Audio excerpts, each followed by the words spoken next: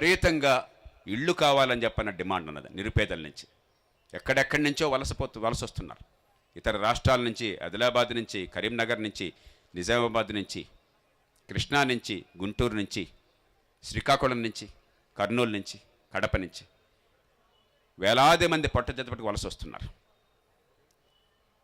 ఇక్కడ బాత్రూమ్ అంత కొంప కావాలని చెప్పంటే 2500 రూపాయలు తక్కువ ఖర్చు కాదు. కనీసం దుర్భరమైన స్థితిలో కూడా పనిచేసేది ఎక్కడో ఉంటుంది. ఇక్కడి నుంచి అక్కడ పోవడానికి రోజుకు 10 కిలోమీటర్లు పోవాలి. వాళ్ళకు వచ్చేది 3000 4000 చాలామందికి. ఈ భరించలేక ఇళ్ళకి డిమాండ్ విపరీతంగా ఉన్నది. ప్రపంచంలో పేదరికాన్ని తొలగించడం కోసం నగర ప్రాంతాల్లో ఇళ్ల నిర్మాణాన్ని పెద్ద కార్యక్రమంగా అన్ని దేశాలు చేపట్టినాయి. అమెరికాలో చూడండి, బ్రిటన్లో చూడండి, ఫ్రాన్స్లో చూడండి, సింగపూర్లో చూడండి. పబ్లిక్ హౌసింగ్ మార్గరెట్ థాచర్ గొప్పగా చెప్పుకుంటారు. లక్షలాది పబ్లిక్ హౌసింగ్ ఆ యూనిట్స్ అన్నీ కూడా ఆ ఓనర్ల సొంతదారులుగా చేసి వారికి హక్కులు ఇచ్చింది కాబట్టి గొప్ప చరిత్రలో కీర్తి పొందింది ఆమె. ఇంత భేద దేశంలో వేలాది మంది కోరుతున్నా కూడా, 10,000 మంది కోరుతున్నా కూడా ఇల్లు ఇచ్చే ఏర్పాటు లేదు. అది ఖచ్చితంగా జరగల. ఎందుకంటే ప్రభుత్వం దగ్గర విధానము లేదు, సంకల్పము లేదు. ఖచ్చితంగా లోక్సత్తా వచ్చే 5 ఏళ్లలో చేయవలసింది రాష్ట్రంలో, కేంద్రంలో ప్రభుత్వాల మెడల వంచి ఒప్పించి నగర ప్రాంతంలో కోకటిపల్లె కాదు, హైదరాబాద్ నగరంలో, రాష్ట్రంలో అన్ని నగరాల్లో కూడా నిరుపేదలకి కనీసం ఉండడానికి గూడుండే ఏర్పాటు చేయాలి. అది చేయలేకపోయినాం, ఎందుకంటే మన చేతిలో లేకపోయింది. ఆరోగ్య సంఘం చెప్పాను, అర్బన్ హెల్త్ మిషన్, జాతీయ ఆరోగ్య మిషన్ ఏర్పాటు చేసిన వాడిని నేను 2005వ సంవత్సరంలో జాతీయ సలహా మండలిలో కూర్చుని వాళ్ళందరినీ ఒప్పించి ఆరోగ్య మిషన్ కోసం ఏర్పాట్లు చేయిస్తే అది గ్రామీణ ఆరోగ్య మిషన్గా వచ్చింది, కానీ పట్టణాల ఆరోగ్య మిషన్గా రాలా. ఇప్పటికీ దాన్ని చేస్తాం చూస్తామని ప్రతి బడ్జెట్లో కేంద్ర ఆర్థిక మంత్రులు చెప్తున్నారు. అది వెంటనే రావాల్సిన అవసరం ఉంది. నగర ప్రాంతాల్లో ఆరోగ్యం కోసం సదుపాయాలు అనుకున్నట్లు చేయలేకపోయినాం. ఇక శాఖల మధ్య సమన్వయం లేదు. రైల్వే వాళ్ళు, మన హెచ్ఎండిఏ వాళ్ళు భారత్ పాకిస్తాన్లా కొట్టుకున్నారు ఆ హైటెక్ సిటీ ఫ్లైఓవర్ కోసం అని చెప్పాను. లేకపోతే మున్సిపల్ కార్పొరేషన్, జిహెచ్ఎంసీ వారు, వాటర్ సప్లై బోర్డు వారు, వీరు కూడా వీరిది, వారు కూడా వారిది. వీరు రోడ్డు వేస్తాడు, ఆయన తర్వాత వచ్చి దాన్ని తవ్వేసి మళ్ళీ డ్రైన్ వేస్తానంటాడు. ఇక డ్రైన్ వేరు, వాటర్ సప్లై వాళ్ళు చేసేది. పైన సువరేజ్ డ్రైన్ ఉంటుంది, కింద వాటర్ సప్లై ఉంటుంది. కనీసమైనటువంటి ఏర్పాట్లు లేవు, కనీసమైనటువంటి అవగాహన లేదు. క్షేత్రస్థాయిలో ఇద్దరికీ సమన్వయం లేదు. అలాగే ఇతర శాఖల మధ్య రెవెన్యూ దగ్గర భూమి ఉంటుంది, అవసరమైన వాళ్ళు వేరే శాఖలు ఉంటారు. ఆ భూమి కావాలని చెప్పంటే బొబ్బగూడలో ఒక స్కూల్ ఏర్పాటు చేయడం కోసం అక్కడ మార్కెట్ యార్డ్ భూమి ఉంటే 4.5 ఏళ్లుగా నేను అసెంబ్లీలో పోరాటం చేసిన, ప్రతి మంత్రి దగ్గరికి వెళ్ళిన, ముఖ్యమంత్రికి చెప్పిన, ఇప్పటికి కూడా ఆ భూమి కూడా కేటాయింపు కాలేదు. సమన్వయం లోపం అన్నది. విద్య మంచిదని అందరూ చెప్తారు, విద్య కావాలని చెప్తారు, కానీ అది చేసే యంత్రాంగం లేదు. ఈ సమన్వయం చేసి నిజంగా ప్రజలకు సేవలు అందించే ఏర్పాట్లు చేయాల్సిన అవసరం ఉన్నది. ఇక వచ్చే 5 ఏళ్లలో మనం హైదరాబాద్ నగరానికి చేయవలసింది ఏమిటి? కోకటిపల్లి మాత్రమే కాదు, నిరంతరం లోక్సత్తా దానికి కట్టుబడి ఉన్నది.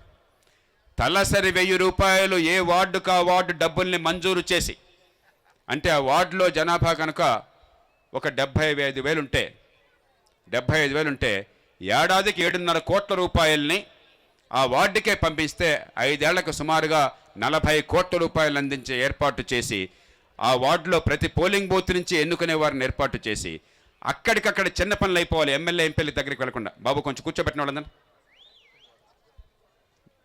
కూర్చోబెట్టినా మాట్లాడతాను, నేను మీతో మాట్లాడతాను, నన్ను కూర్చోండి. 40 కోట్ల రూపాయలు ప్రతి వార్డుకి అక్కడికక్కడి పనులు ఏర్పాటు చేయాల్సిన అవసరం ఉన్నది. అలాగే సిటిజన్స్ చార్టర్లను ఏర్పాటు చేసి గవర్నమెంట్ ఆఫీస్కి వెళ్ళినా కూడా సకాలంలో పని అయ్యే పరిస్థితి లేదు. పని వేగంగా అయ్యేందుకు కాలపరిమితి పెట్టి ఆలస్యమైనట్టయితే, కృష్ణారావు గారు ఎక్కడున్నారు? కృష్ణారావు గారు రమ్మనండి. ఆలస్యమయ్యేట్టయితే ప్రతిరోజు ఆలస్యానికి 200 రూపాయలు పరిహారం చెల్లించే ఏర్పాటు కావాలి. లోక్సత్తా చేసిన కృషి వల్ల జాతీయ స్థాయిలో పార్లమెంట్లో ఈ చట్టం ఇప్పటికే తుది దశలో ఉన్నది. త్వరలో చట్టం కాబోతున్నది. దాన్ని హైదరాబాద్ నగరంలో, రాష్ట్రంలో, దేశంలో ప్రతి నగరంలో, ప్రతి పట్టణంలో మనం ఏర్పాటు చేయాలా. సిటిజన్స్ చార్టర్స్ రావాలి. మూడోది, హైదరాబాద్ నగరంలో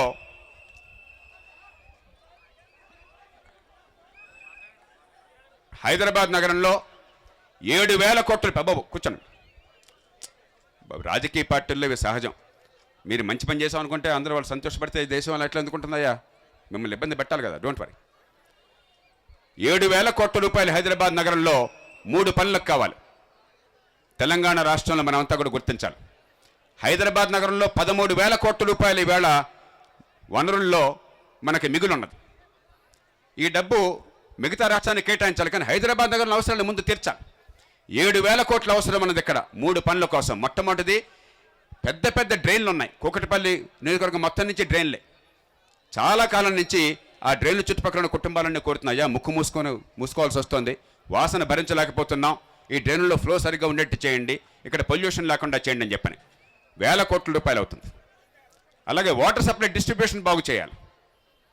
అది లేక పెరుగుతున్న జనాభాకి ఒకవేళ కృష్ణా ఫేజ్ 3 వచ్చినా పూర్తయినా కూడా, రేపు గోదావరి పూర్తయినా కూడా పెరుగుతున్న జనాభాకి నీడ పంపిణీ చాలా కష్టం అవుతున్నది. మూడోది సెవరేజ్. 4 అంతస్తులు 5 అంతస్తులు 10 అంతస్తులు వచ్చేస్తున్నాయి.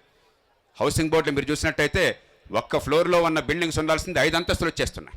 డెన్సిటీ పెరుగుతుంది కాబట్టి ఈ సెవరేజ్ పెరగాలి. ఈ 3 కలిపితే హైదరాబాద్ నగరంలో 7,000 కోట్ల రూపాయలు ఖర్చు అవసరం అవుతుంది.